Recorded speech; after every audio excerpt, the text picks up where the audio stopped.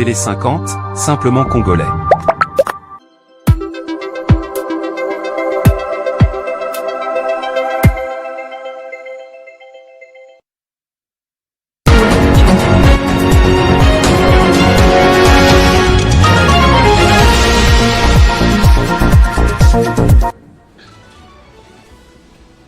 Le président américain Donald Trump s'est exprimé ce jeudi sur l'accord conclu entre la RDC et le Rwanda, le qualifiant d'avancée diplomatique. Il a déclaré avoir mis fin à la guerre en RDC, une déclaration qui ne semble pas correspondre à la réalité sur terrain, étant donné que la situation reste tendue. C'était lors du déjeuner des prières tenues à Washington.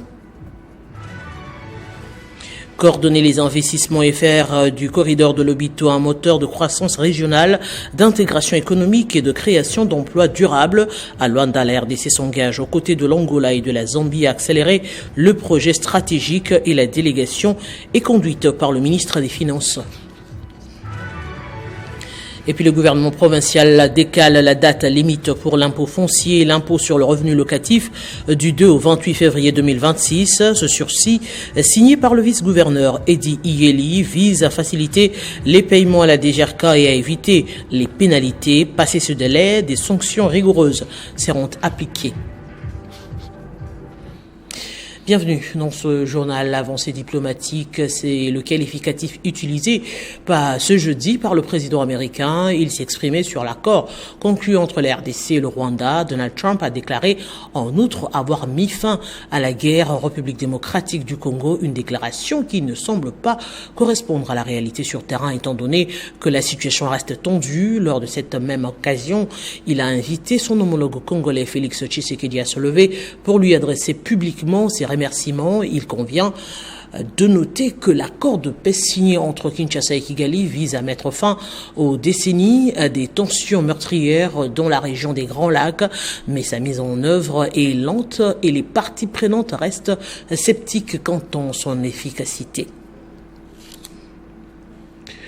Restons sur le séjour du chef de l'État aux États-Unis d'Amérique. Félix Tshisekedi a multiplié les rencontres avec des hautes personnalités dans le but de renforcer la coopération entre la RDC et les États-Unis d'Amérique. Ces rencontres ont également permis de faire le point sur le partenariat stratégique entre Kinshasa et Washington destiné à promouvoir la coopération économique en favorisant les investissements mutuels.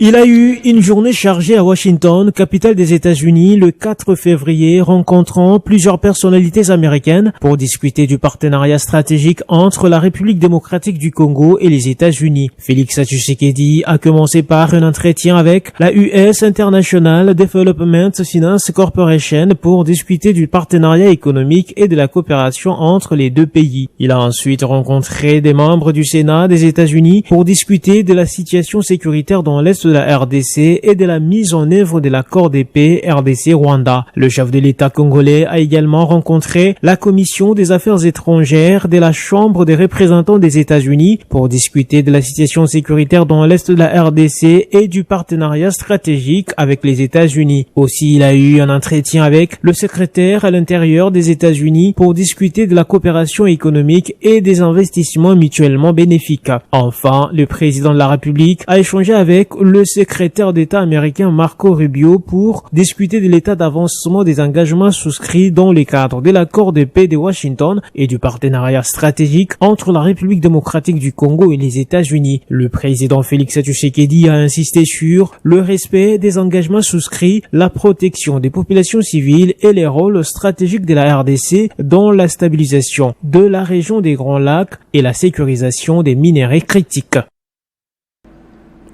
Mise en œuvre effective du projet du corridor de Lobito. Le sujet était au cœur des discussions autour de la Banque mondiale. Le ministre du Commerce extérieur, Julien Paluku, a fait entendre que la ratification de cet accord sur la facilitation des échanges de l'Organisation mondiale du commerce par la RDC a une incidence positive sur les opérateurs économiques.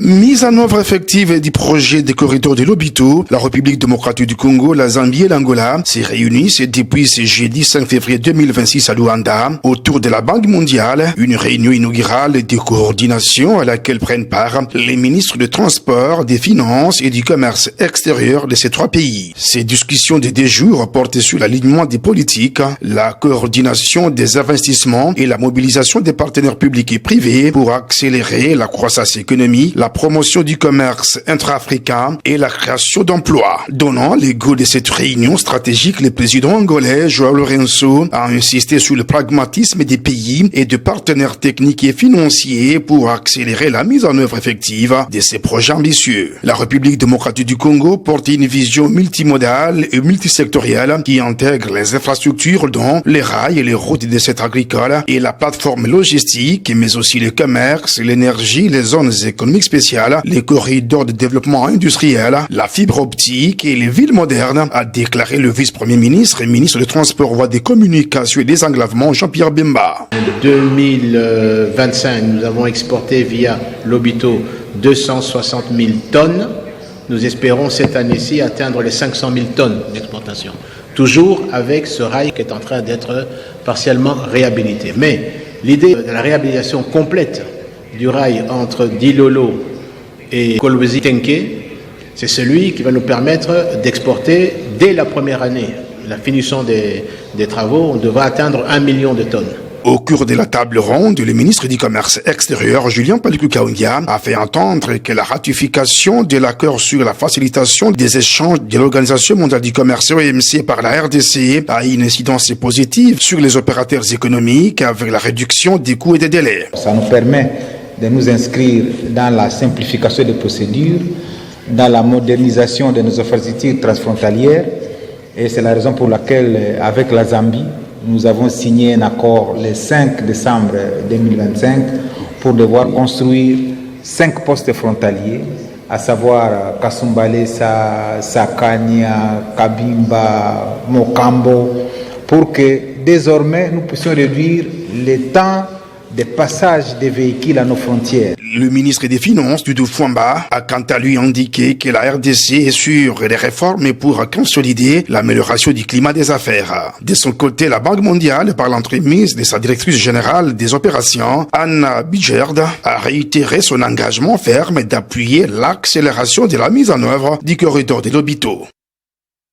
Restons à Luanda où la RDC s'engage aux côtés de l'Angola et de la Zambie pour accélérer justement le projet stratégique du corridor de Lobito conduite par le ministre des Finances Doudou Fwamba Likunde Libota et la délégation congolaise participe à cette réunion de haut niveau soutenue par la Banque mondiale et l'Union européenne visant à coordonner les investissements et à faire de cette infrastructure régionale un moteur de croissance, d'intégration économique et de création d'emplois durables.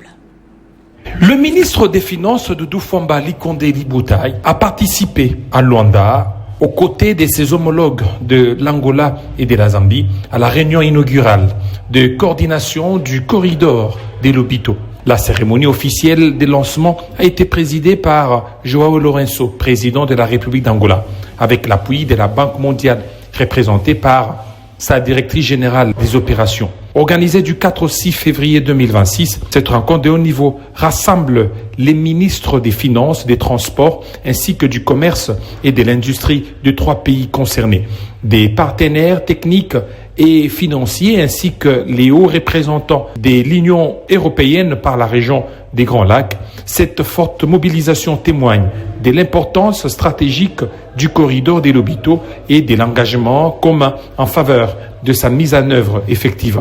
La RDC y est représentée par une délégation gouvernementale multisectorielle, comprenant notamment le vice-premier ministre en charge des transports, le ministre des Finances et celui du commerce extérieur. Cette réunion inaugurale s'inscrit dans la continuité d'un long processus de concertation régionale. Elle fait suite à plusieurs séances préparatoires, dont celle organisée à Washington d'ici en octobre dernier, à marge des assemblées annuelles du Fonds monétaire international et de la Banque mondiale. À cette occasion, le ministre des Finances de la RDC avait participé aux échanges stratégiques relatifs au corridor avant de tenir un entretien bilatéral avec la directrice de la Banque mondiale axé sur l'alignement des priorités et la mobilisation des soutiens financiers. Cette réunion marque ainsi l'ouverture d'une nouvelle phase de coopération régionale structurée avec pour ambition de faire du corridor des Lobito un levier majeur d'intégration économique, d'attraction des investissements privés et de développement socio-économique durable en Afrique centrale et australe. Et à l'approche de la grande échéance fiscale de mars, la Direction générale de recettes de Kinshasa DGRK passe à la vitesse supérieure. Le chargé de mission Gérard Kaja-Kamboa a présenté mercredi dans la commune de Limité une nouvelle plateforme numérique maison conçu pour révolutionner la traçabilité de paiement à temps réel. Cet outil stratégique marque un tournant décisif pour la mobilisation accrue des recettes non fiscales dans la capitale. C'est une nouvelle ère qui s'ouvre pour le fisc provincial de Kinshasa. Mercredi, le site DGRK délimité a vibré au rythme de l'innovation. Au cœur des échanges, une séance de travail décisive entre le chargé des missions Gérard Kaja-Kamboa et les cadres et agents de la direction de l'ordonnancement de recettes non fiscales avec à leur tête le directeur Jean-Marc Makempo Ilisso. L'objectif est clair, vulgariser la toute nouvelle plateforme numérique de gestion de recettes. Véritable produit made in DGRK, ce système s'inscrit dans la série de réformes impulsées par Gérard Kaja. Sa force, permettre en temps réel de retracer chaque déclaration et chaque paiement effectué par le contribuable quinois. Un outil de transparence qui vise un but unique, la maximisation de recettes et l'élargissement de l'assiette fiscale. Nous avons longtemps évolué avec le système des notes de perception manuelles. Mais avec l'appui de l'autorité, avec le mot d'ordre de l'autorité, il était question qu'on puisse migrer dans un nouveau système qui est le système numérique. Donc désormais, nous allons passer du système manuel vers un système numérique. Les notes de perception seront générées à travers le système IRSM, qui est la conception pure et simple de la DGRK. Pour les utilisateurs, c'est un ouf de soulagement. Longtemps freinés par la carence chronique des notes de perception papier, les agents voient en ce passage numérique la fin d'un calvaire qui entravait leur assignation. Désormais, la fluidité est le maître mot. À quelques semaines du grand rendez-vous fiscal de mars, la Direction générale de recettes de Kinshasa affûte ses armes. Avec cette plateforme, le fisc provincial ne se contente plus de collecter. Il modernise, sécurise et optimise chaque franc dû à la ville, province. Et en parlant de taxes et redévances des assujettis, le gouvernement provincial de Kinshasa reporte exceptionnellement la date limite de paiement de l'impôt foncier et de l'impôt sur le revenu locatif du 2 au 28 février 2026, signé par le vice-gouverneur Eddy Eli Molangui. Cette mesure vise à faciliter les déclarations à la DGRK et à encourager le civisme fiscal avant l'application des pénalités de retard. Les contribuables sont invités à régulariser leur situation auprès des centres de recettes et banques partenaires durant ce délai supplémentaire pour soutenir le développement urbain de la capitale. Liboko Bingele Alfred a pris officiellement ses fonctions en tant que nouveau secrétaire général du ministère des Ressources hydrauliques et électricité. La cérémonie d'installation a été marquée par la lecture de l'arrêté de nomination et la signature du procès-verbal de passation de fonctions. En ces jours, jeudi 5 février 2026, s'est tenue la cérémonie de remise reprise et d'installation du secrétaire général du ministère des Ressources hydrauliques et électriques, Liboko Bingele Alfred. Cet événement a été marqué par la présence des membres du ministère, les conseillers du ministre, des représentants de la fonction publique ainsi que des collaborateurs proches. Au demeurant, il convient de rappeler que M. Liboko Bingele a été désigné secrétaire général AI par intérim. Suite à la lecture de l'arrêté, les parties concernées ont procédé à la signature du procès verbal, officialisant ainsi le passage des fonctions entre l'ancien et le nouveau secrétaire général. Dans son intervention, le directeur financier et administratif du ministère des Ressources hydrauliques et électricité, Diasiloa Mwakivanga Jean, a pris la parole pour partager un aperçu du parcours professionnel du secrétaire général sortant. Il a souligné les contributions significatives de ces derniers au sein du ministère, notamment mentionné les réalisations spécifiques des projets et des initiatives importantes, énumérant ses compétences et qualités professionnelles remarquables. Monsieur le vice-premier ministre, ministre de la fonction publique, de la modernisation de l'administration publique et de l'innovation du service public, Jean-Pierre Liaou, ainsi qu'à son Excellence, Monsieur le ministre des Ressources hydrauliques et de l'électricité, Aimé Sakombi Molendo, pour la confiance placée en ma modeste personne et à l'ensemble des partenaires qui accompagnent notre secteur dans les réformes en cours. Je salue également le dévouement de l'intersyndicale et des agents et cadres du secrétariat général, souvent à l'œuvre dans des conditions difficiles, mais animés par l'essence du service public. Notons que le secrétaire général a fait appel à la collaboration avec les différents partenaires et à l'engagement de tous les membres du ministère pour atteindre les objectifs fixés.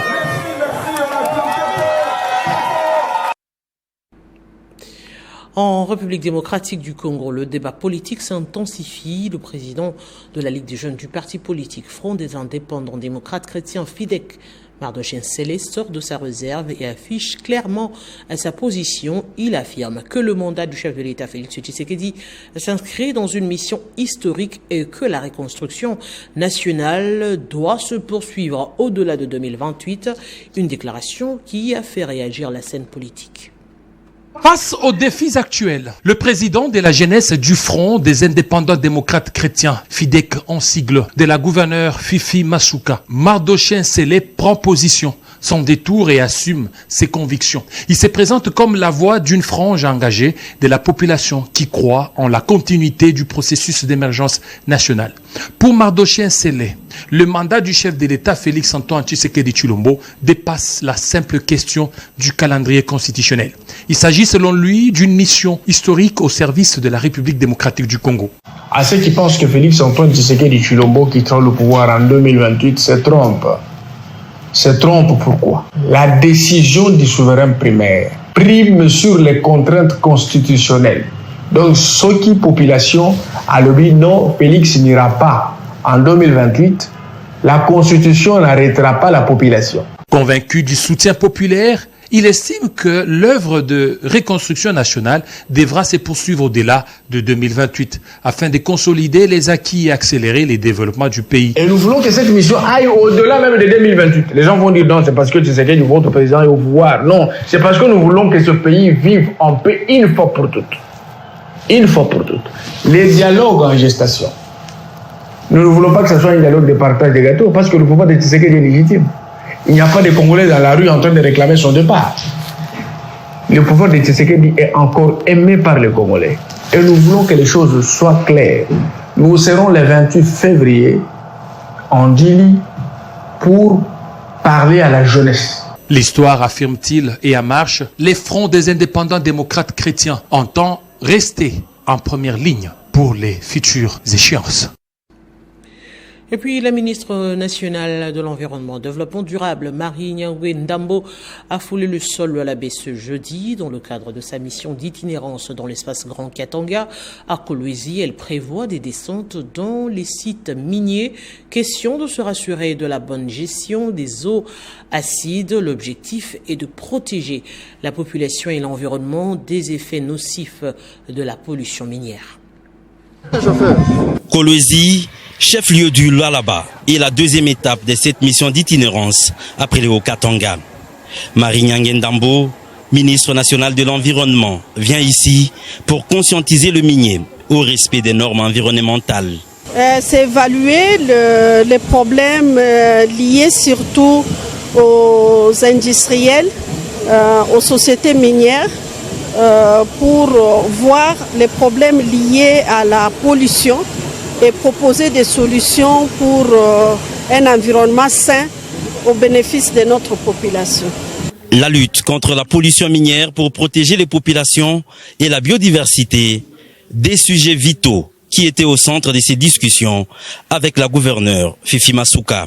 Lui expliquer les objectifs de notre mission qui consiste à visiter quelques sociétés minières et évaluer la situation de gestion des déchets liquides dangereux.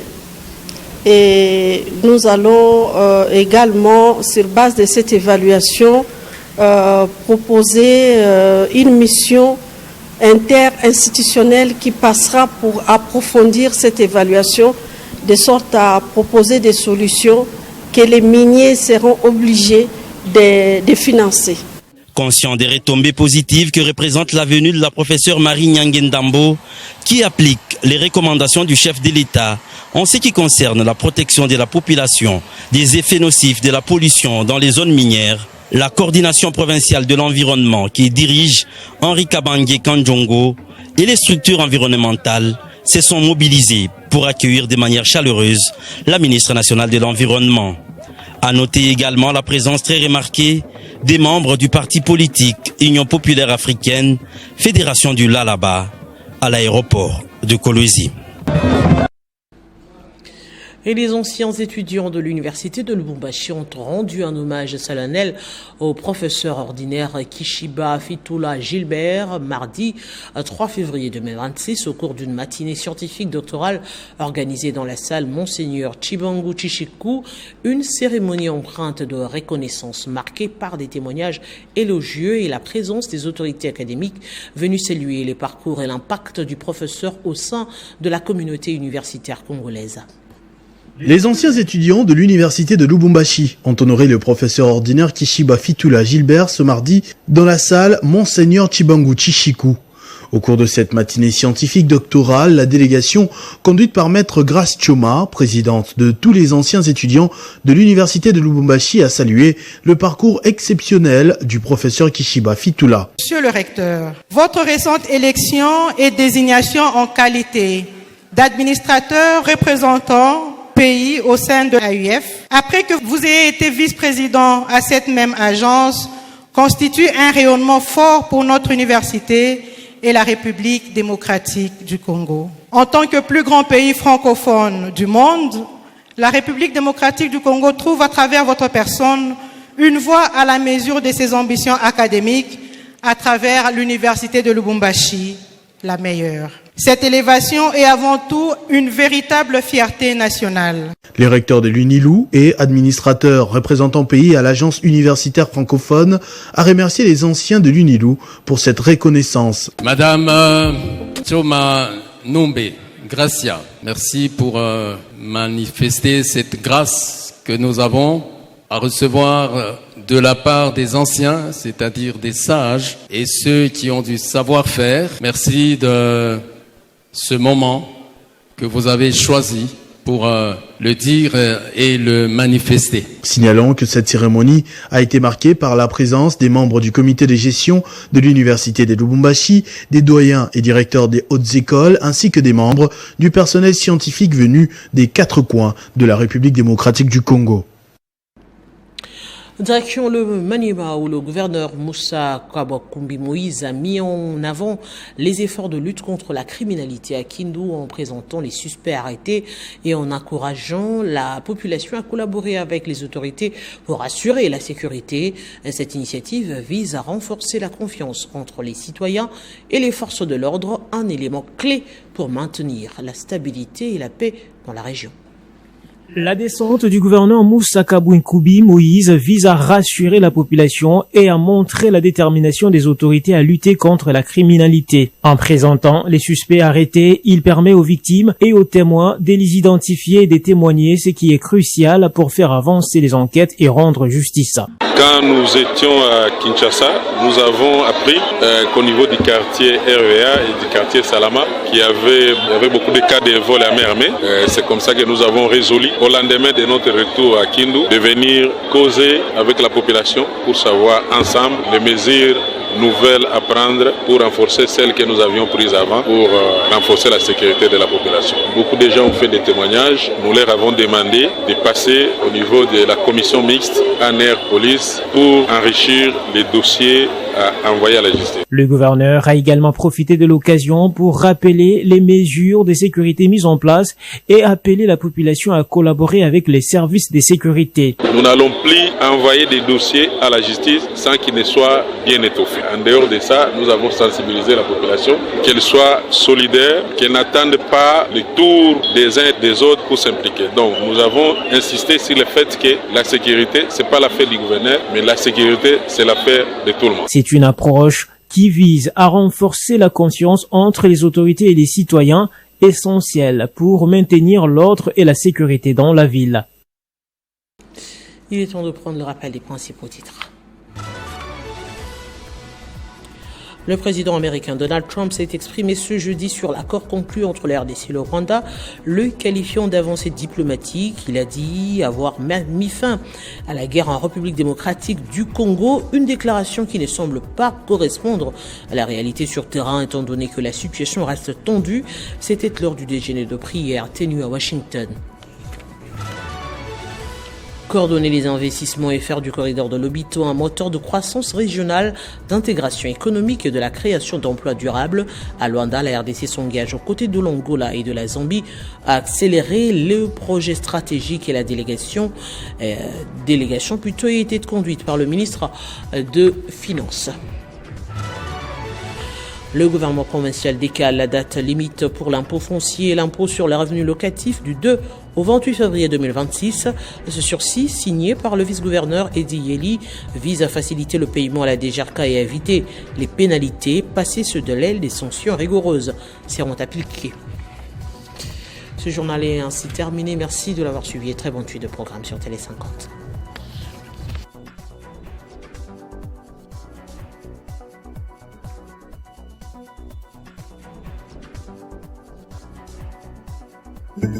Retrouvez toute l'actualité en continu sur www.tele50.cd.